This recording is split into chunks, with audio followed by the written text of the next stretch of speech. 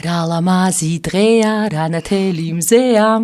მართლაც ნათელი მზეა დღეს 25 სექტემბერი 2025 წელი განსაკუთრებული დღეა და ეს ტორტი აქ შემთხვევით არ არის. დღეს არის პირველი ქართულენოვანი პოდკასტის პირველი ეპიზოდის ჩაწერის დღე და ვაშა, ეს არის არაჩვეულებრივი დღე და ეხლა ჩვენ არაჩვეულებრივი სტუმარი ინგა ყელაურაძე მას ჩააქრობს და აგიხსნით რატომ მაინდა-მაინც ინგა.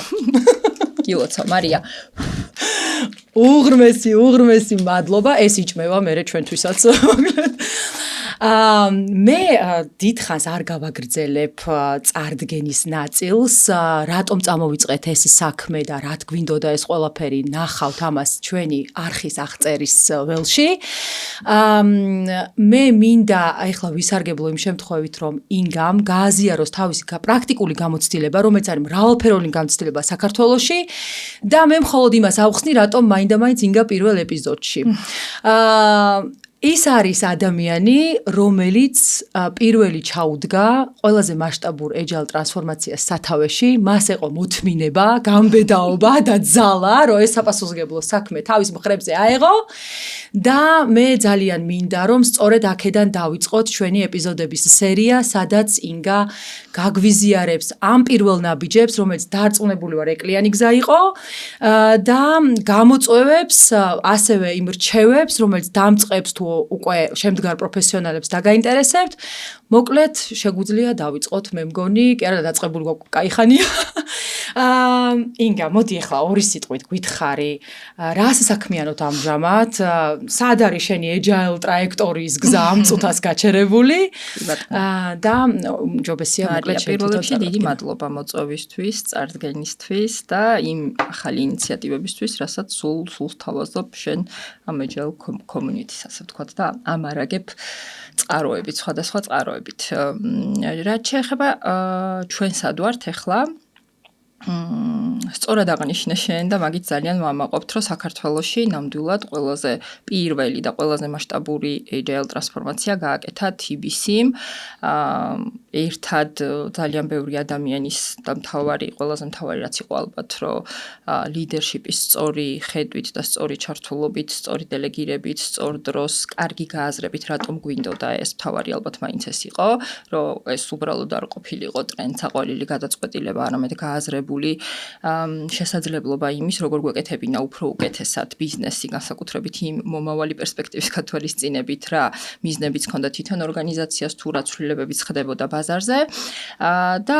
ბევრი მიზეზი არსებობს იმის, თუ რატომ შეგვიძლია ვილაპარაკოთ ამ ცვლილებაზე, ამ ტრანსფორმაციაზე, როგორც წარმატებულზე, ასე ვთქვათ, ამას ბევრი რამ ალბათ ადასტურებს, ამ ნაწილში არ ვიქნები თავმდაბალი, იმიტომ რომ ეს არ არის, რა თქმა უნდა, მხოლოდ ჩემი წვლილი თუ ჩემი დამსახურება, შენც მაშინ იყავი ჩვენი გუნდის წევრი და ბევრი რამე კარგად იცი შიგნიდან რა ხდებოდა და ეს, რა თქმა უნდა, არის იმ გუნდის დამსახურება მთლიანად, ვინც არა მარტო ჩვენი გუნდის მთლიანად ორგანიზაციაში, ვისაც აქვს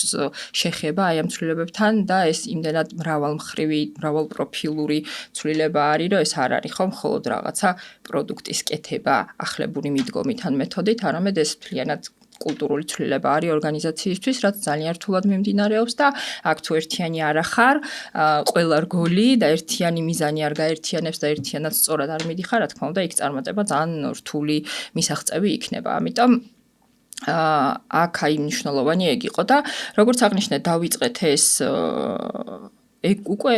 6 წელი იქნება მალე, 5 წელიწადზე მეტია ყოველ შემთხვევაში, ეს იყო 2018 წელი, როცა ჩვენმა ორგანიზაციამ მიიღო მისთვის და მისი თანამშრომლებისთვის და კლიენტებისთვის, რა თქმა უნდა, ერთ-ერთი მნიშვნელოვანი გადაწყვეტილება, რომ გავყოლოდით ამ ტრანსფორმაციულ გზას. მანამდე, რა თქმა უნდა, იყო გარკვეული მცდელობები, სხვა სკეილზე, სხვა მასშტაბზე, პროექტების კეთების კონტექსტში, ვცდილობდით კი არა და დავნერგეთ, ასე ვთქვათ, safe scaled agile framework-ი და რავი, ბევრი PI planning-ი ვატარეთ, ზოგი ცუდად, ზოგი უკეთესად, ბევრი რაღაცა გამოაჩინა ამ გამოცდილებამ. კი, დღემდე ძალიან საინტერესოდ იხსენებენ ამ პერიოდს და ამ პროცესს. უცხო იყო, რა თქმა უნდა, თვითონ ის პროცესი იყო ბევრისთვის. თუმცა აი ამ წინა მოსამზადებელმა პერიოდმა ძალიან კარგად აჩვენა მთლიანად როგორც მენეჯმენტს, ისე თვითონ თანამშრომლებს და გუნდის წევრებს და ჩვენ მთლიანად ხო ტრანსფორმაციულ გუნდსაც რა გვაკლდა ამ პროცესში, რა იყო ამის საჭიროება, რომ რაღაც ასე ვიწროთ, მხოლოდ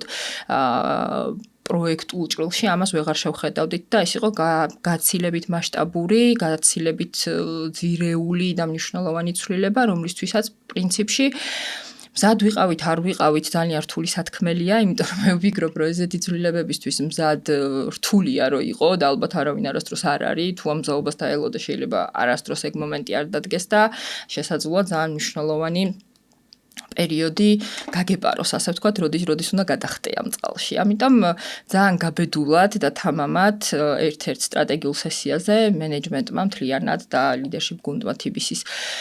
ორგანიზაციის მიიღო ეს ძალიან ისეთი მკაფიო გადაწყვეტილება, რომ ეს იყო ის გზა, საითაც ჩვენ გვინდოდა, როგორც ჩვენ გვინდოდა, რომ გვევლო. რა თქმა უნდა, თვითმიზანი არასდროს მართლა არასდროს არ ყოფილა agile, ეს ბევრ რამეშიც მერე გამოიხატა, ეს ჩვენ თავიდანვე კარგად გავიაზრეთ, რომ თავარი იყო ის როგორც შესაძლებლობა, ისე დაგვენახა, როგორ უნდა ვიყოთ და უბრალოდ agile-ის კეთება და რაღაც ფრეიმვორკების დანერგვა არ იყო, რა თქმა უნდა, ჩვენი ამოსავალი წერტილი და ეს ვეცადეთ, რომ თავიდანვე პირველივე დღიდან, პირველივე კომუნიკაციიდან, რომელსაც აკეთებდა თავად კომპანიის გენერალური დირექტორი, ეს მესიჯები ყოფილიყო ძალიან ცხადი, მკაფიო და მიგვეტანა ბევრი საუბრით თითოეულ თანამშრომლამდე და ჩვენს მომხმარებლებამდეც ამავდროულად რა. ეს გზა არ დამთავრებულა, რა თქმა უნდა და არც თავრდება ხოლმე ესე მარტივად, რა თქმა უნდა, ეს არ არის რაღაცა დაიწყე და წლის ბოლოს მორჩი ან რა ვიცი 2 წელიწადში დაასრულე. ზოგადად როგორც agile თვითონ ხო შინაარსობრივად არის მუდმივი განვითარების პროცესი. ცხადია, როცა ესეთ მასშტაბურ ცვლილებაზე ლაპარაკობ, შეცდომები ძალიან ბევრია, იმის უნარი, რომ ეს შეცდომები აღიარო, თვალი გაუსწორო და იმის გამბედაობა გქონდეს მერე, რომ ამ აღიარებულ შეცდომებს უპასუხო შენ თვითონვე რაღაცა გამოსწორებებით, ეს განაპირობებს იმას, რომ ეს პროცესი არ სრულდება ესე მარტივად და დღემდე გრძელდება, მე ასე ვიტყოდი. რა თქმა უნდა, სახე იცვალა, ფერი იცვალა, ბევრი რაღაც სხვანაირად არის გაცილებით, სხვაგან არის ჩვენი სიმწიფის ხარისხი, ასე ვთქვათ, როგორ ვაკეთებთ საქმეს, ან როგორია ჩვენი პროცესები, როგორია ჩვენი კულტურა, ფილოსოფია, ქცევა ადამიანების, როგორია ჩვენი შედეგები, რა თქმა უნდა, იმიტომ რომ საბოლოო ჯამში მაინც ყველაფერი მიდის იქამდე, რას ვიღებთ ამითი, რა ღირებულებას ვქნით, ხო? როგორ იქნება სწორედ ეს ღირებულებები, ამიტომ მგონია, რომ ძალიან დიდი ქარტეხილის, ქარცეცხლის, ბევრი შეცდომების დაშვების ხარჯზე დღეს ძალიან წარმატებულად, ასე ვიტყოდით, გაცილებით სხვა წერტილებში უფრო სიღრმისეულად და უფრო მნიშვნელოვან ნაწილებში გვაგრძელებთ ამ ცვლილებებს, ამ ტრანსფორმაციას და იმედი მაქვს, რომ ეს შედეგები კიდევ უფრო აისახება, ეს ცვლილებები კიდევ უფრო აისახება ორგანიზაციის მთავარ ღირებულებაზე, ამას იგრძნობენ ჩვენი მომხმარებლები და იმედია, რომ ესე გაგრძელდება. ძალიან დიდი მადლობა ინგა, ანუ მე თან როგორც ცნობის მოყვარე ადამიანს გამიჩნდა ბევრი კითხვა. შენი ასე ვთქვათ, მიმოხილვის დროს და მინდა რომ ეხლა ცოტა ჩავშალოთ ის რაც მიმოვიხილეთ და ვთქვათ აი შენ თქვი რომ agile იყო საშუალება რაღაცის მისაღწევად ორგანიზაციისთვის და იმ სტრატეგიულ შეხვედრაზე მენეჯმენტ გუნდი რომ შეიკრიბა და თქვეს რომ ჩვენ გვინდა ამ გზას დავადგეთ, აი ის ბიზნეს ღირებულებები და ის ფასეულობები თუ ის შედეგები, რომლის მიღწევასაც ორგანიზაცია ცდილობს და ამ ხნის განმავლობაში მოკლედ თავის წინ ისახავს, რა არის ის რატომზე კითხვაზე პასუხი. ხო, ძალიან საინტერესო ისტორია შეგნით ბევრჯერ გვაქვს, რა თქმა უნდა, ეს მოყოლილი, მაგრამ ეხაც გავიხსენებ, გავმეორდები, ასე ვთქვათ, მაშინ საიდან წამოვიდა ეს ამბავი, რომ TBC იმ დროისთვის იყო ტრადიციული მოწყობის ორგანიზაცია, როგორც ოპერირებენ საბანკო სექტორში ფინანსური ორგანიზაციები, თავის დეპარტამენტებით, განყოფილებებით და კომპეტენციურად დაყოფილი ჯგუფებით, რომლებიც რა თქმა უნდა ერთმანეთთან კოლაბორირებენ, თუმცა და თანამშრომლობენ, თუმცა გარკვეული სირთულეები უკვე როცა ეს ორგანიზაცია არის დიდი, მიზნები არის ძალიან ამბიციური, უფრო რთული და რთული ხდება, შემოდის ბევრი ბიუროკრატიული ელემენტი, გადაწყვეტილებების მიღება ხდება გაცილებით უფრო ნელი, რთული და ამიტომ ამას მერე შენ გრძნობ იმ კონკურენტულ გარემოში განსაკუთრებულად, როცა ვიღაცა შენზე პატარა ორგანიზაციების სწრაფად რაღაცა სიახლეებს გამოაგდებენ, შენ ისეთი მოქნილი ვეღარ ხარ. ზუსტად ამ სტრატეგიულ სესიაზე ძალიან ჩვენ გუნდს არასდროს არ უჭირს ხოლმე ამბიციური მიზნების დასახვა და ყოველთვის პირიქით აი რაღაც ლოგიკურ და ძალიან ოპერაციულ ნაწილს ნაკლებად მიუყვებით ხოლმე რა თუ სტრატეგიაზეა და ამბიციურობაზე და North Star-ზე საუბარი ის აუცილებლად უნდა იყოს რაღაცა ისეთი. ამიტომ მაშინ იმ დროისთვის როცა დაახლოებით 6 წლის წინანდელ ამბავს ვამბობ ახლა მე TBC-ის მხრიდან მიზნად დასახვა იმის რომ მოდი ჩვენი მიზანი იყოს ყვავდეს 10 მილიონი მომხმარებელი ცოტა აბსურდული ანუ ეს იყო დიდი ამბიცია ხო? ეს იყო მთავარი მიზანი და როგორ შეიძლება რომ ამას მივახციოთ ცხადია მე ამაზე ფიქრი რომ კი მაგრამ როგორ 10 მილიონი მომხმარებელი როცა საქართველოს მოსახლეობა 3 მილიონის გარშემო არის და რა უნდა ვქნათ ამისთვის რომ არა თვითონ მიზანი ძალიან ნათელი კი არა და ისეთი მიმზიდველი და მამოტივირებელი იყო ყველასთვის რომ რაღაცა იმდენად მიუწვდომელი ჩანდა თან მაშინ რომ აი რატომაც არა ყველა ძალიან აინთო, მაგრამ როცა მე საქმე მიდგა როგორ, აბა ეხა რა ვქნათ, მე რა თქმა უნდა მოგვიწია რომ შეგვეხედა ამ ყველაფრისთვის სხვადასხვა კუთხით, სხვადასხვა მხრიდან და რა თქმა უნდა მაშინ დაიწყო ფიქრი ასევე ექსპანსიაზე, უზბეკეთის ნაწილზე, სხვადასხვა ქვეყნების მიმართულებით და მაინც საქართველოს რა თქმა უნდა რჩება ხო TBC ჯგუფში მთავარ კორ ბიზნეს ხაზად, ასე ვთქვათ, ამიტომ აქაც ყველას კარგად ესმოდა, რომ იგივე ტემპით, იგივე პროცესებით, იგივე განვითარებებით პროდუქტების თუ სიახლეების გაგრძელება ჩვენ იქ ძალიან რთულად თუ მიგვიყვანდა. და ეს ამ გადაწყვეტილების თამდევი გადაწყვეტილება იყო, რომ ჩვენ აუცილებლად გვჭირდება გადააზრება საკუთარი თავის, გადააზრება საკუთარი პროცესების, საკუთარი ფუნქციების და იქ ითქვა, რომ ეს არის ის რაც უნდა გავაკეთოთ agile ტრანსფორმაცია და ძალიან მობილიზებულად სხვათა შორის ეს ურთულესი 6 თვიანი პერიოდი იყო და ამ სკეილისთვის 6 თვეში ამ ხელა ტრანსფორმაციის გაკეთება ცხადია რომ მართლა წარმოუდგენელი ამბავი იყო და ყველა ამას აღნიშნავდა რომ ჩვენ უმოკლეს დროში შევძელით ამ ცვლილების ფეხზე დაყენება იმისთვის მომზადება იმისთვის რომ აი ეს სიახლებურად მუშაობა დაგვეწყო და რა თქმა უნდა მენეჯმენტის უდიდესი ჩართულობით 100%-იანი ჩართულობით და ასევე შესაბამისი ტრანსფორმაციის გუნდი რომელიც მაშინ ამაზე მუშაობდა მათი ძალიან უდიდესი შრომით და ბევრი რაღაცის გადააზრებით რადიკალური ცვლილებები გატარდა ორგანიზაციაში ყველა მიმართულებით. ეს რა თქმა უნდა იყო დაწყებული ადამიანების მიმართულებით, შეიცვალა мотиваციის სისტემა, შეიცვალა პოზიციები, გაუქმდა გარკვეული პოზიციები, გადააზრებული იქნა სტრუქტურა აბსოლუტურად ხო თავიდან ბოლომდე შეცვლილი იქნა პროცესები, მუშაობის სტილი, ხო როგორ მუშაობთ, რაც გადააზრებული იქნა მიზნები, ანუ აბსოლუტურად ცვლილება იყო იმდენად დიდი და იმდენად მასშტაბური, თან გადაწყვეტილება მაშინ ალბათ მე ვფიქრობ, რომ სწორი, მაინც იმ დროისთვის ერთ-ერთი მნიშვნელოვანი იყო ის, რომ ჩვენ არ დავიწყეთ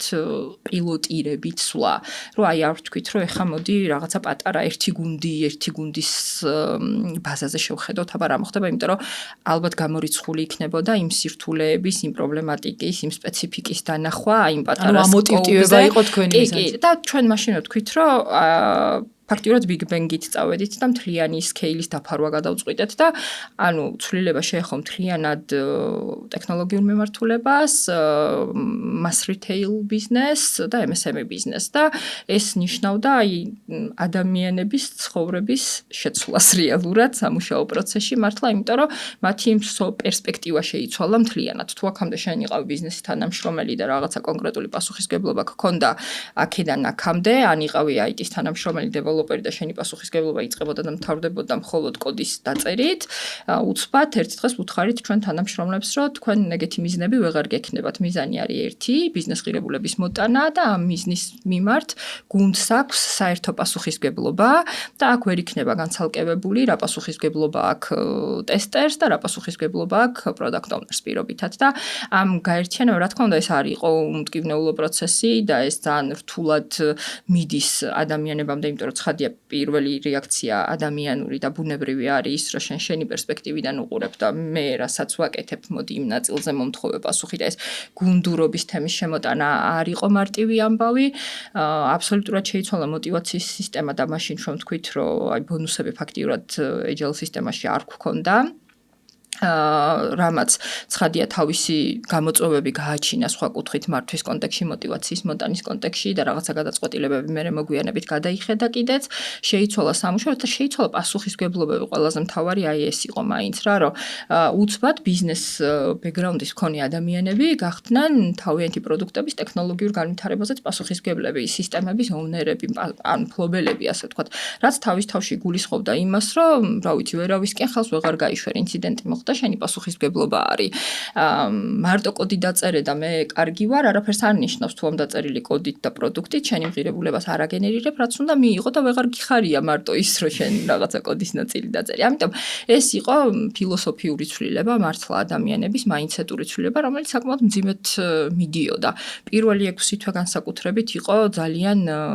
კრიტიკული, მწვავე, იმიტომ რომ ადამიანების მიმღებლობა მიუხედავად იმისა, რომ ესეთ ტრანსფორმაციებში თავიდანვე რაღაცნაირად კარგად გააზრებული გქონდა თითქოს რომ კომუნიკაცია არის უკრიტიკულესი და ძალიან ბევრ საუბრობდით, ძალიან ბევრი არხი არსებობდა, სადაც ადამიანებს შეეძლოთ კითხვები და ესვათ ჩვენ გვეპასუხა, სადაც ძალიან ღიად და ტრანსპარენტულად ვაჟღერებდით, რატომ ვაკეთებთ ამას, რატომ რა დგას ამ გადაწყვეტილებების უკან. მაინც რა თქმა უნდა რეზისტანსი ამ თანამშრომლებში თუ კითხვები, თუ მიმღებლობა იყო სხვადასხვაგვარი, ასე ვთქვათ, ვიღაცები კარგად ჩაერთნენ, მალე აიღეს, ვიღაცებს გაუჭირდათ, დავეხმარეთ. ერთ-ერთი მთავარი დამტკივნეული ალბათ ასევე ის იყო, რომ ჩვენ არ წავედით მექანიკური გზით, ასე ვთქვათ, და გამოვიყენეთ ეს ცვლილება როგორც შესაძლებლობა, ასევე იმის გადააზრებისთვის, რომ ადამიანებისთვის გაგვეჩინა არჩევანის უფლება, სად უნდათ მათ განვითარება და რისი კეთება უნდათ. ეს ერთ-ერთი ისეთი მსხვილი და განსხვავებული გადაწყვეტილება იყო, რომელიც ამ ტრანსფორმაციის პროცესში მივიღეთ და პრინციპში როცა დადგა ეს პირველი დღე, როცა გავაცხადეთ სტრუქტურაც და ბევრი რამეც, იქვე ვთქვით, რომ არავინ არ სად ახალ პოზიციებზე და ახალ სტრუქტურაში ავტომატურად და მექანიკური თავსებადობით არ გადავა. ანუ შენ თუ მუშაობდი სესხებზე, ისევ სესხების გუნდში ავტომატურად არ მოხვდები, ან თუ იცი ბარათების შესაბამის გუნდში არ მოხვდები. არამედ ამ ხალხს უთხარით, რომ თქვენ გააქვთ აი ერთკვირიანი პერიოდი, როცა შეგიძლიათ კარგად და დეტალურად გაიაზროთ სტრუქტურა, მიზნები, ვინ რა სკოუპს ფარავს და შესაბამისად გააკეთოთ განაცხადი, რა მიმართულებებით გინდათ გაგრძელება, სამ არჩევანის უფლებას ვაძლევდით ადამიანებს და მერე იყო ძალიან მძიმე და მტკივნეული სელექშენის პროცესი, როცა დაახლოებით თითოეულში მეც მიწევდა რომ ერთ-ერთი ტრაიბ ლიდი უყოფილიყავი, ერთ-ერთი მიმართულების ლიდერი, რაც გულისხმობდა იმას, რომ ჩემი 70 ადამიანი უნდა შემერჩია ამ გასაუბრებების შედეგად და დაახლოებით 2 კვირაში 200 გასაუბრება უნდა ჩაგვეტარებინა შესაბამისი წესით შერჩევის ჯგუფთან ერთად, რა თქმა უნდა და დაგვეკომპლექტებინა ჩვენი გუნდები და აქ იყო საოცარი კონკურენცია, რა თქმა უნდა, ყველას უნდა აციაობა კადრებზე. აი ეგ მეც მახსენდება ჭკვიანი ხალხის თავისკენ გადაბირება, ასეთ ადამიანებს გაუჩნდათ საოცრად ფართო არჩევანი, იმიტომ რომ მათი კარი ყველგან გაიყო ფაქტიურად და საბედნიეროდ ძალიან ცოტა იყო ისეთი ადამიანი, ვინც არც ერთ პოზიციაზე არ იქნა შერჩეული, თუმცა ასეთებიც აღმოჩნდნენ და ესეც ძალიან კარგი ფილტრი იყო, რომლებიც ვერცერთ კარებში ვერ შევიდნენ სხვადასხვა მიზეზების გამო და გადააზრების კონტექსში და აი სისხლის ჩანაცვლების ამბავში ეს ძალიან კარგი შესაძლებლობა იყო, თუმცა რა თქმა უნდა ამას მოყვა ის, რომ საბოლოო ჯამში 30%-ზე მეტმა ადამიანმა, დაახლოებით 30%-მა შეიცვალა თავისი მიმდინარე სპეციალიზაცია, ანუ ვიღაცა ძალიან კომპეტენტური რომ იყო ბარათებში, აბსოლუტურად სხვა პროდუქტის მიმართულებით დაიწყო განვითარება და რა თქმა უნდა ამის მზაობა შეიძლება რაღაცნაირად იდეურად ყველას მოგწონდა ეს ცვლილება, შესაძლებლობა, მაგრამ ამის უკან რამხელა სამუშაოები იქნებოდა ჩასატარებელი, იმ მომენტში შეიძლება კარგად გააზრებული არც კი გქონდა, იმიტომ რომ მე აღმოვჩნდით უკვე იმ რეალობის წინაშე, რომ ამ ადამიანებს აქვთ ახალი როლი, ახალი პოზიციები, სასწავლი, ახალი კომპეტენციები, რაღაცა პროცესები და პროექტები და ინიციატივები არის დაწყებული და არ არის დასრულებული, მაგრამ ესენი უნდა დავასრულოთ და მე დაახლოებით 6 თვე ეს transition periods, რასაც ეძახიან, ძალიან ისე მოგვიწია მართვა, რომ რა თქმა უნდა, იქ პრიორიტეტები და მიზნები უკვე ახალი იყო, ახალ დასეტაპებულ მიმართულებებში და იქ აი თან რო ეს რაღაცები დაგვესრულებინა იმ ხალხის პოზიციების ცვლილებამდე და თან შესაძლებლობა მიგვეცა, რომ ახალი როლით დაეწყოთ მუშაობა, მოკლედ ამის მართვა ერთ-ერთი რთული გამოწვევა იყო, მაგრამ მაშინ კიდევ ერთხელ გავუსწორეთ თვალი რეალობას და ვთქვით, რომ ჩვენ უკან დასახევი გზა არ გვქონდა პრინციპში. მაშინვე აი მაინდსეტი რაღაცნაირად ეგეთი იყო რა, ერთადერთი რაც შეგვეძლო იყო ის, რომ დროულად გვეპოვა რა შეგვეშალა და დროულად მიგვეღო გადაწყვეტილებები რა უნდა გაგვესწორებინა. სხვა ალტერნატივები არ განიხილებოდა და პრინციპში დღემდე მაგ მიდგომით უყურებთ ამ ცვლილებებს. გადასარევი, ანუ თვითონ agile ტრანსფორმაცია გამოდის, რომ ეხლა მე დასკვნას ვაკეთებ, რომ თვითონ agile ტრანსფორმაციაც აი ესე იტერაციულად და agile-ურად წარმართეთ და ერთგვარი ნასწავლი გაკვეთილებიდან გამომდინარე შემდეგი ნაბიჯების დაგეგმვა და შემდეგი ნაბიჯების გადადგმა იყო თქვენი სტრატეგია. ხო, გარკვეულწილად 100-ია მარია ნამდვილად, იმიტომ რომ შეიძლება მაშინ არ ვფიქრობდით, რომ იტერაციულად მივდიოდით და ვფიქრობდით, რომ აი რაღაცა ყველაფერს შევეხეთ, შევცვალეთ мотиваციის სისტემა, ახალი როლები, რაღაცა როლები გავაუქმეთ, გუნდები, სტრუქტურა ბანკის, ტექნოლოგიები გადავანაწილეთ სისტემები, ან ბევრი რამე შეიცვალა და თითქოს რო შეხედო ერთბაშად მოხდა ეს, მაგრამ სინამდვილეში ეს სასი არ ყოფილა თურმე, იმიტომ რომ შენი განვითარების დონე თუ არ ვიცი, საჭიროებების დონე, რა თქმა უნდა, ამ განვითარების გზაზე მუდმივად იცვლება და რაც უფრო ზევით მიდიხარ, სხვა საჭიროებებს, სხვა სირთულეებს და სხვა პრობლემატიკას აწყდები, რომელთა გადაჭრა ძალიან განსხვავდება იმ basic პრობლემების გადაჭრისგან, რასაც შენ მე 5 წლის მერე რაზეც ეხა მუშაობ მაგალითად. ამიტომ ეგ ნაწილი ეხა დღევანდელი გადმოსახედიდან ალბათ შეიძლება ითქვას, რომ იყო იტერაციული და თქვათ, რასაც მაშინ ვაკეთებდით იმისთვის, რომ არ ჩამოშლილიყო ტრანსფორმაცია, არ ჩამოშლილიყო ეს ცვლილება და სისტემა ამუშავებულიყო და სისტემა გამხდარიყო სიცოცხლის უნარიანი, ეხლა დღეს რა თქმა უნდა მაგ მეთოდებს და მიდგომებს საერთოდ აღარ ვიყენებთ. ამიტომ საჭიროებაც და პრობლემატიკაც არის ძალიან განსხვავებული ამ ტრანსფორმაციის სხვადასხვა დონეზე და სხვადასხვა საფეხურზე და შესაბამისად თავარია, რომ შენ ამას კარგად გრძნობდე და სწორ მიზეზს, სწორად იდენტიფიცირებულ მიზეზს, მე სწორი რაღაცით მკურნალობდი, ასე ვთქვათ. სწორ რაღაცას აკეთებდა იმისთვის. მოკლედ მე თვალწინ წარმომიდგა ეხა ყველაფერი ეს განვლილი გზა, როდესაც ამ ყველაფრის მონაწილეც ვიყავი და ის ახალი გამოწვევები, რომელიც კომპანიას წინ უდგას ამ წუთას ჩემთვის ესე ახლო და ნაცნობი არ არის, მაგრამ ვისარგებლებ ამ სიტუაციით და კითხავ ესეთ რაღაცას, რომ აი თავიდან ნებისმიერ ცვლილებას, განსაკუთრებით როდესაც დაბრენდილია და agile და მთელი მსოფლიო აი ამ ძალიან მშვენიერი იდეის გარშემო არის გაერთიანებული და ვიცით რომ თანამედროვე სამყარო სწორედ ეს პასუხობს სწორად მართვის ეს მიდგომა. აი მაინც არის თითქოს ის მომენტი, რომ თავიდან შეიძლება აი ეს ემოციური ფონი, რომ აღტაცებული ხარ რაღაცა ახლის ცდით, გეხმარება იმაში, რომ мотиваციას გაძლევს, რომ წინიარო. აი მერე დგება რაღაცა გარდამტეხი ეტაპი, როდესაც იგივე ის სტრატეგიული შეხვედრიდან გამოსული მენეჯმენტ გუნდი კითხვას სვავს და ამით რა. და რაღაც შედეგებს ითხოვს, რაღაცა წარმატების მაჩვენებლებს გაზომვაც ითხოვს და უკვე კითხვა დგება, რომ რა არის ის რაღაცეები, რითაც თქვენ შედეგებს ან წარმატებას ზომავთ, აი რამოდენიმე რო ვთქვათ, იმ ადამიანებისთვის განსაკუთრებით, ვინც ან ახლა ფიქრობთ, ან უკვე აკეთებთ, მაგრამ ჯერ არ ზომავთ. აი ძალიან კაი კითხვაა და უმნიშვნელოვანესი მომენტია ჩემი აზრით საწყის ეტაპზევე ამის განსაზღვრა, იმიტომ რომ აი როგორც ვისაუბრეთ, ხო, აი ტრანსფორმაციის დაწყება ალბათ იწყება იმის გააზრებით, რატო აკეთებ ამას და რა გინდა, რომ საბოლოო ჯამში მიიღო. ამაზე პასუხი თუ არ გაქვს, ძალიან მკაფიო. მაშინ უბრალოდ ცვლილებისთვის ცვლილებას აკეთებ, რასაც გაცილებით დიდი შანსი აქვს რომ არ იყოს წარმატებული, ვიდრე აი ესეთი გააზრებით, ხო? ამიტომ თუ კი იცი შენ რა გინდა რომ მიიღო და რატომ აკეთებ ამ ცვლილებას, აუცილებლად შემდეგი ნაბიჯი რაც უნდა გააკეთო, არის ის, რომ განსაზღვრო როგორ შეაფასე, როდის იტყვიან, რომ ეს ტრანსფორმაცია იყო წარმატებული, რა უნდა მოხდეს, რა შედეგები უნდა დადგეს, რომ თქვან, რომ აი ეს გადაწყვეტილება იყო თავის დროზე სწორი. ამიტომ ამაზე ჩვენ დასაწყისშივე ვიმსჯელეთ და იყო ძირითადად 4 მიმართულება, რაზეც ვამბობდით, რომ აი ამ რაღაცებზე უნდა კონდეს იმპაქტი, აი ამ ცვლილებას, გავლენა, აი ამ ცვლილებას. ერთი და პირველი ალბათ, რაც ძალიან კლასიკურ ბანალური მიზეზი არის ან საზომი მეტრიკა, ასე ვთქვათ, ასეთი ცვლილებების არის ბაზარზე გასვლის სისწრაფე, time to markets, რასაც ვეძახით, რამდენად, იმიტომ რომ ერთ-ერთი გამოწვევა ეგეც იყო, რისთვისაც გვინდოდა გვეპასუხა, რომ ჩვენ ყოფილიყავით უფრო მოქნილები და უფრო სწრაფები, უფრო სწრაფად ინკრემენტულად პატარა ნაბიჯებით და პატარა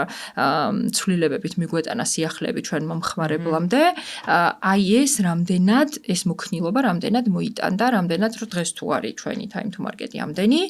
აი ამ ტრანსფორმაციის მერე გვინდა რომ იყოს ამდენი. თუ ამდენი გახდება, ესე იგი ეს ცვლილება იყო ტრანსფორმაციული.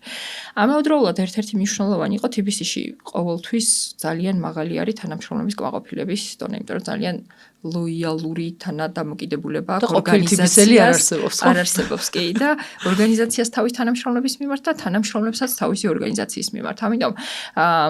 EMPS-ის მაჩვენებელი, რომელსაც ორგანიზაციები მუდმივად ზომავენ და პულსზე ხელი უჭირავთ, ხო, რომ რაღაც არ წავიდეს ისე, არც ისე ყოველთვის ისე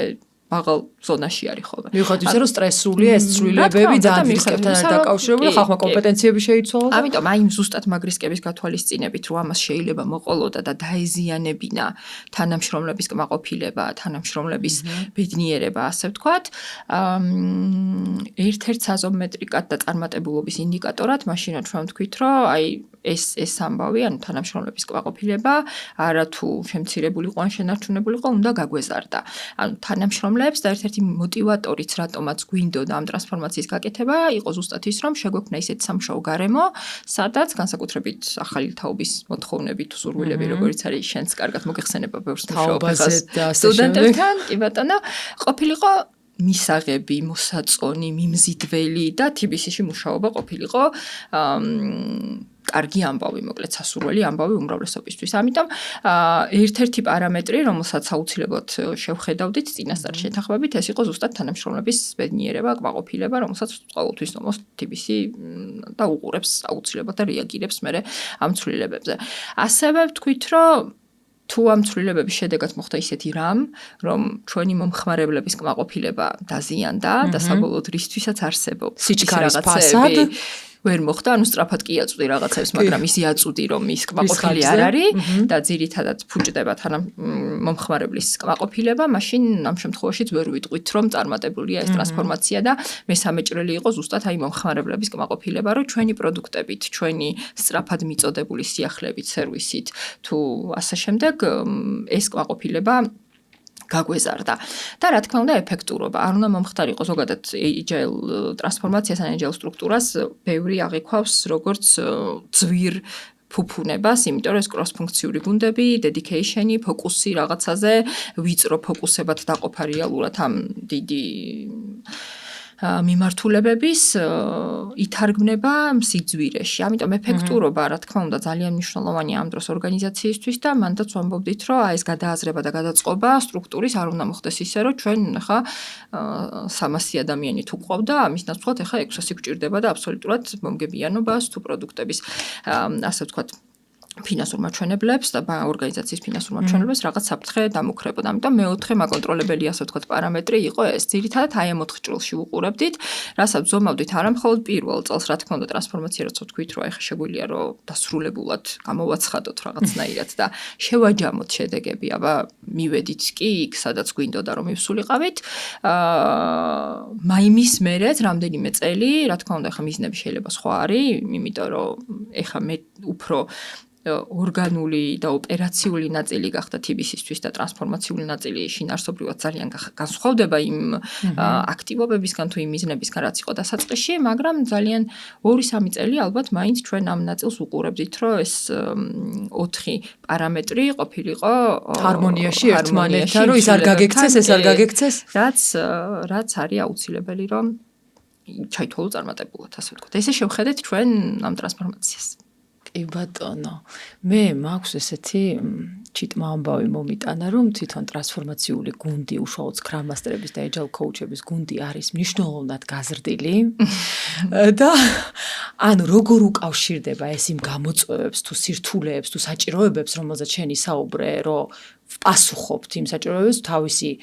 თვისებით განსხვავდება ეხლა დღეს საქმიანობა, ასე ვთქვათ, თვითონ ტრანსფორმაციული გუნდისაც და საოპერაციო დონეზეც, აი ძირითადი მომენტი, რის გამოც მოკლედ კომპანია თქვა, რომ არა, ჩვენ უფრო გავამახვილოთ უნდა ყურადღება რაც და ამისთვის უფრო მეტი ადამიანი გვჭირდება, რა იყო ძირითადად ეს გამოწვევა? ხო. ცოტა თავიდან რო დავიწყოთ, აი შენც გემახსოვრებ, რომ და ალბათ ეს ერთ-ერთი საამაყო ნაწილი არის ამ ტრანსფორმაციის უმთავრესით შეიძლება, რომ TBC-მ შეძლო ფაქტიურად ნულიდან შიგნიდან გარე კონსულტანტების თუ გარე გამოცდილი ადამიანების აყვანის გარეშე ჩამოეყალიბებინა ეს კომპეტენციური ცენტრი, რასაც agile coach-ს თაობები იზრდებიან. ხო, უკვე ალბათ თან გამზადილი არ არის, ხო? გამზადილი კომპეტენციები ბაზარზე. არც ერთი თავიდან დავიწყეთ 9 ადამიანი იყო ჩვენ გუნდში, არც ერთ მათგანს ასე Scrum Master-თან agile coach-ად მუშაობის გამოცდილება არ ჰქონდა ფაქტიურად და ყველა იყო TBC-ის არსებული თანამშრომელი. ანუ რეალურად თვით ნასწავლი, თვით განვითარებული გუნდი ჩამოყალიბდა, რომელიც არ ელოდება, რომ ვიღაცა მოვა რაღაცებს მოგიტანს და გილაკებს გამეცალი კალმით შეუსწოროს როგორ ჯობდა. კი, ძალიან და პრინციპში ძალიან ეს როცა დავაკომპლექტეთ პირველად, როცა გავაკეთეთ ეს სელექცია პირველი თაობის agile coach-ების, ასე ვთქვათ, მოლოდინი თავიდან ცოტა ისეთი იყო, რა თქმა უნდა, დაბნეული არიც რა გააკეთო და აღმოჩნდა, რომ რაღაცნაირად ფაქტის წინაშე დავდექით, რომ ამ ტრანსფორმაციის ფარგლებში 428 თანამშრომელი იყო მაშინ და შესაბამისად 70-მდე გუნდი, მე მგონი,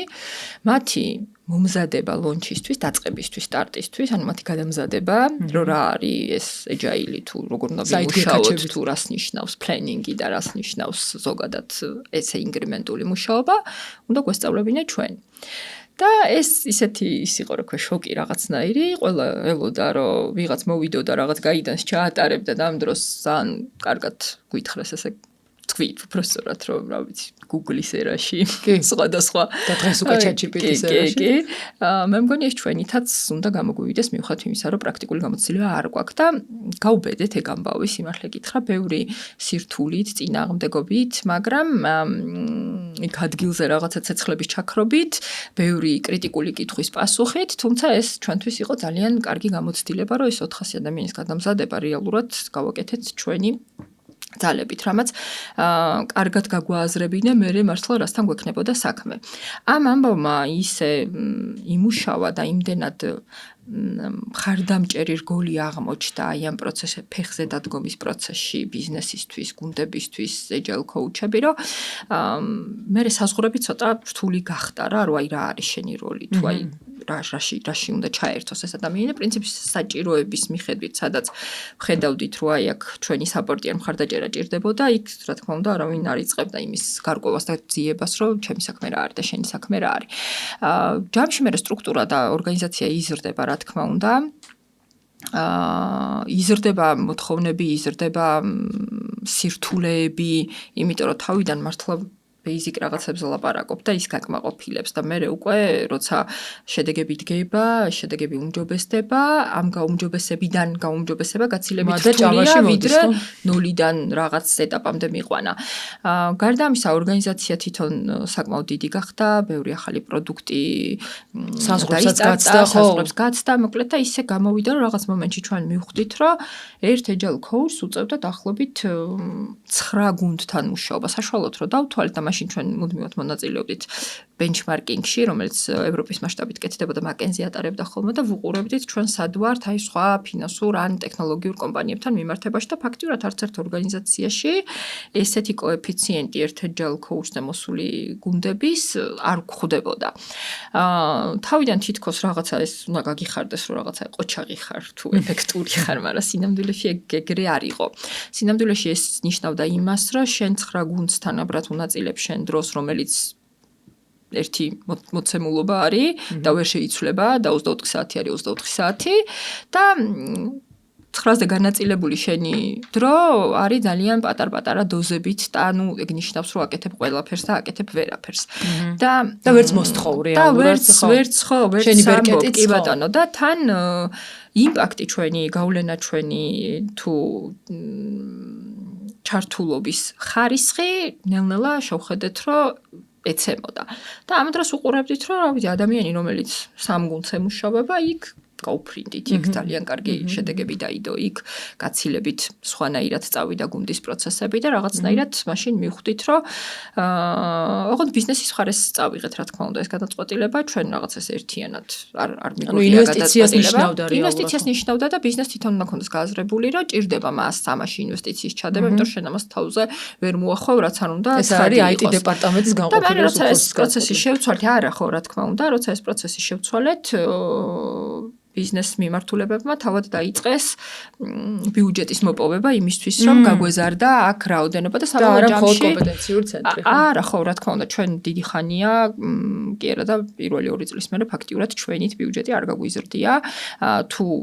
ბიზნესი იზრდება, შესაბამისად ამას მოყვება მე ამ როგორც დეველოპერი რო გჭირდება რომ აიყვანო ან არ ვიცი პროდუქტ ოვნერი იგივენაირად შევხედეთ ამ კომპეტენციასაც და ჯამში ახლა დაახლოებით 40-მდე ადამიანი ერთიანდება ჩვენს მიმართულებაში, თუმცა რაღაცნაირად ვეცადეთ რომ ფოკუსები აქაც დაგველაგებინა, იმიტომ რომ ფოკუსი ძალიან მნიშვნელოვანი რაღაც ყოფილა ხარისხიანად სამუშაო შესრულების ნაწილში, როგორც გუნდებისთვის, ისე ჩვენთვის. და აი, პარალელურად ის, რომ ძალიან ბევრი ტრანსფორმაციული ცვლილების და ცვლილებების მართვა გიწევს, სიახლეების შემოტანა, ჩვენ გვაქვს ჩვენი სტრატეგია, რომელსაც ყოველ წელს ვამუშავებთ ამ სტრატეგიაში, შედის ძალიან ბევრი ინიციატივა, რომელსაც ჭირდება სიღრმისეული გაყოლა, მართვა, ჩაძიება, ჩატანა, ასე შემდეგ. გავყავით რაღაცნაირად ფოკუსები, ცალკე ჩამოვაყალიბეთ გუნდი, რომელიც აი ამ სტრატეგიულ ინიციატივებზე მუშაობს და ცალკე იმ ადამიანებს, ვისაც გუნდებთან, ბიზნესებთან უწევთ ძალიან ინტენსიური მუშაობა 80-20-ის პრინციპით, შეუმცირეთ აქეთ ჩართულობა და ინიციატივებზე მომუშავე ხალხს შეუმცირეთ გუნდების მხარეს შედარებით ჩართულობა იმისთვის, რომ ფოკუსები სწორად იყოს განაწილებული და შენი გადართვის ფასი, ასე ვთქვათ, ერთი საკითხიდან მეორე საკითხზე არ იყოს ისეთი მაღალი, რომ ეს მერე შენს ეფექტურობას აზიანებდეს. ეხლა ძალიან თამამაჩემელია თქვა და ძალიან დიდი სიამაყით ასევე რომ ჩვენი გუნდი არის დაკომპლექტებული ძალიან გამოცდილი და კომპეტენტური ადამიანებით, ძალიან მრავალფეროვანი ადამიანებით, სხვადასხვა ტიპის გამოცდილების თუ სხვადასხვა ძლიერი მხარეებით და რეალურად ისინი არიან ერთ-ერთი მთავარი მამოძრავებელი თუ მხარდამჭერი ძალა იმისთვის, რომ ბიზნესი იყოს სწორად მხარდაჭერილი, ასე ვთქვათ, agile-ის კონტექსტში, პროცესები არ გაფუჭდეს ისე, რომ მე agile-ს დაბრალდეს, იმიტომ ვერ ხდება რაღაცები. არა და მარტივია. აი, ძალიან კი, და მაგის ცდელობები ყოველთვის არის. მაგრამ გაჩი მინუს გას სათავეში, ხო? ეგეც არის. კი, მე ნელ-ნელა შეჯამებისკენ წავალ და აბა მარია. ესე იგი, ჩვენ ვილაპარაკეთ სირთულეებზე, ვილაპარაკეთ მათი მოგვარების გზებზეც, რამდენადაც შევძელით ამ მოკლე დროში. დარწმუნებული ვარ, გაცილებით მეტი ეკალი იყო ამ გზაზე, ვიდრე ამის თქმა ეხა აქ მოვასწარით და აუდიტორიამდე მივიტანეთ. აი ახლა წრეში agile ასე ვთქვათ, LinkedIn-ს რო გადაავლო თვალი და შემდგომ არის ისმევა კითხვა, რომ აქვს კი agile-ს მომავალი, რაღაც დროს agile-ია, ეხლა გვაქვს უკვე ხელოვნური ინტელექტი და აი ცოტა წინ რო გავიხედოთ, შენი გამოცდილებიდან გამომდინარე, როგორ ხედავ agile-ის მომავალს და თვითონ agile-ს თუ ხედავ, რომ განიცდის რაიმე ტრანსფორმაციას? იცი რომ მე როგორ უყურებ ამ ამბავს, რა თქმა უნდა, AI ბევრ რამეს შეცვლის ჩვენს სამუშაო პროცესებში კი არა, ჩვენს ცხოვრებაშიც ასე მგონია და ბევრი რაღაც იქნება სხვანაირად და ბევრი რაღაც უკვე არის სხვანაირად. მთავარი ამბავი არის და იქნება იმაში, შენ ამას სწორად როგორ გამოიყენებ და როგორ განავითარებ, ასე ვთქვათ. agile-ის კონტექსტში მე მართლა ვერ წარმომიდგენია, იმიტომ რომ სირთულეებზეც აი რო ვლაპარაკობდით, ხო TBC-ისთვის ვთქვათ, რატო იყო ეს გზა რთული ან ზოგადად ორგანიზაციის, იმიტომ რომ გაცილებით რთულია TBC-ის და მსგავსი ორგანიზაციებისთვის, როცა შენს 30 წლიან გამოცდილებაში აბსოლუტურად სხვა ლეგასი არის დალექილი, ამ დროს ადგე და შეცვალდა დღეს, აი ხა ბოლო 5 წელს რო გადაავლო, კომპანიები იბადებიან პირდაპირ ამ მოცემულობაში, მათ სხვანაირი მუშაობა უბრალოდ არიციან. იმას გუნდთვის გუნდი არის გუნდი კროსფუნქციური ესე მოცემულობად და არა იურიდიული განყოფილება და დეველოპერების განყოფილება. შესაბამისად, სინამდვილეში agile-ს რასაც ვეძახით, ანუ agile-ს თუ შენ ეძახი ჯირას ან სკრამს ან ივენთებს, მაშინ ოკეი, შეგვიძლია ვილაპარაკოთ, რომ სკრამი რას იზავს ცოტა ხანში ან რავი ჯირა როგორც მაგრამ თუ შენ agile-ს ეძახი way of working-ს, როგორ უნდა გააკეთო მომხმარებელზე მორგებული ღირებულება შექმნა სწრაფად, როგორ იყო კროსფუნქციური ნაკლები ბიუროკრატიით, ამას როგორ შეიძლება რომ რამე ემუქრებოდეს ან რაღაცა ანაცვლებდეს. უბრალოდ ჭეშმარიტება არის და ჭეშმარიტების ეგ ხდება, აი მართლა კითხვა არის მე ხო? ეხლა ITBC-შიც კი ეხა რომ კითხო, ვინც აი თქვა მანამდეც მუშაობდა იმ თანამშრომლებსაც კი, ვისაც ძალიან გაუჭირდათ მაშინ ამ ახალ რეალობაში ლავირება, ახალ რეალობაზე გადმორთვა, ეხლა რომ კითხავ, რომ უკან რო დაგაბრუნო და ძველი მოწყობით გავაგრძელოთ ან ძველი პრინციპებით გავაგრძელოთ მუშაობა, ვერც იხსენებენ, ვერც ერთ-ერთ ჩვენ კოლეგას უთქვამს, რომ ვერც კი ვხვდები, როგორ შეიძლებოდა აი იმ სეტაპში რაღაცა შედეგი, როგორ ვახერხებდით საერთოდ, რომ რაღაცა იქნებოდა. იმდენად წარმოუდგენელია. ნერვების ფასად ერქვა მაგას. ალბათ, ხო, რთულად, ნელა, ძიმედ, იმდენად წარმოუდგენელია. ჩვენ წარმოიდგინე ორგანიზაცია, რომელსაც ის არ უნახავს საერთოდ, ან ადამიანი, რომელსაც ჩვენთან ხა თანამშრომლები მოდიან, ხო, ბოლო წლების განმავლობაში, ვინც არ იცის ეგ დეპარტამენტი განყოფილება, რაღაცა ის რა ქვია, დირექტორი, პირდაპირ აქ მოვიდა, ეს იცის, ეს აქვს ნანახი. მათთვის წარმოუდგენელიც არის, აი ეგ არის ბუნებრივი მდგომარეობა და შესაბამისად ბევრი ორგანიზაცია უკვე მომავალშიც უბრალოდ პირდაპირ ესე დაიწყებს. ამიტომ მაგ კითხვას ვინც სვავს, ალბათ გააჩნია რას კონკრეტულ ფრეიმვორკს თუ კითხულობენ, იქ შეიძლება ვილაპარაკოთ, რომ сейფი რამდენად სიცოცხლის უნარიანი ან არ არის, ან სად არის და სად არ არის, მაგრამ ესე რადიკალურად, რა თქმა უნდა, მე ვერ დავსვავდი მაგ კითხვას და მე ცოტა უფრო სხვანაირად შევხედავდი მაგ პერსპექტივას agile-ის კონტექსტში, რას ვეძახით ზოგადად agile-ს და როგორ წარმოგვიდგენია მომავალში აბა სხვანაირად რა იქნება, ანუ აბა როგორ ვიმუშავებთ, თუნდაც AI-სთან ერთად როგორ ვიმუშავებთ, რა იქნება. ამიტომ მანდ მგონია, რომ ყველაფერი ისე არის, როგორც უნდა იყოს. და ჩვენ უბრალოდ რაც უნდა გავითვალისწინოთ, რომ ამ განვითარების ტემპს და ამ განვითარების გზას გავყვეთ, ისე რომ ამ სიახლეების ინტეგრირება და ამ გამოწვევების ინტეგრირება ჩვენს არსებულ პროცესებში მოხდეს დროულად, სწორად და უმტკივნეულოდ. ნუ ამის ილუზია მე მგონი შენ არ გაქვს რომ უმტკივნეულოდ მოხდება. ცვლილება უმტკივნეულო სიმართლე რო ითქვა არასდროს არ არის ხო? ვინ და შენ იცი. მე მინდა შენ ძალიან დიდი მადლობა გითხრა. აი ესე უანგაროდ რომ გაგვიზიარე საკუთარი გამოცდილება, რეალური მაგალითებით, რეალური პერსპექტივიდან. ძალიან დიდი მადლობა პოდკასტ ზოუნის მყუდრო კერას, რომ გვიმასპინძლა დღეს და მე მინდა უთხრა ჩვენს მსმენელს, მაყურებელს, რომ ამით ჩვენ კერას არ ვაციებთ, შევხვდებით ერთმანეთს 30 სექტემბერს უკვე დიდ პომპეზურ დარბაზში პულმანის სივრცეში, ველოდებით 300-ზე მეტ ადამიანს და ეს უკვე რიგით მეოთხედ ტარდება. ღონისძიების წარმომდგენი TBC-ია, ერთგულად და ძალიან საინტერესო სპიკერები ეყოლება TBC-ის ამ